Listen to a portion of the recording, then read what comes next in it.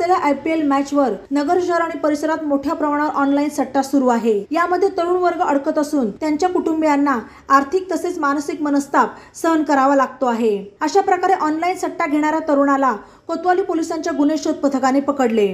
महेश मनोहर दुडगू वय 32 राहणार चितळे रस्ता तोफखाना नगर असे त्याचे नाव आहे।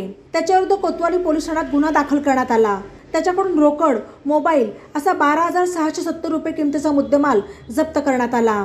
महेश मनोहर दुडगू हा चितळे रस्त्यावरील छाया टॉकीज समोर IPL मॅचवर ऑनलाईन सट्टा घेत आहे अशी माहिती पोलीस निरीक्षक प्रताप दराडे यांना मिळाली।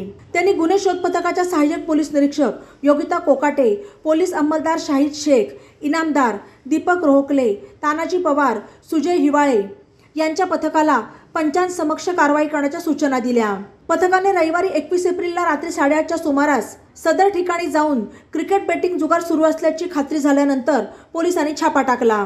दोघे जण पळून गेले तर महेश दुडगू हा पोलिसांना सापडला। दरम्यान नगर शहरात मोठ्या प्रमाणावर IPL वर ऑनलाईन सट्टा खेळला जात असून शहर पोलिसांकडून जुजबी कारवाई केली जात असल्याचे चित्र आहे।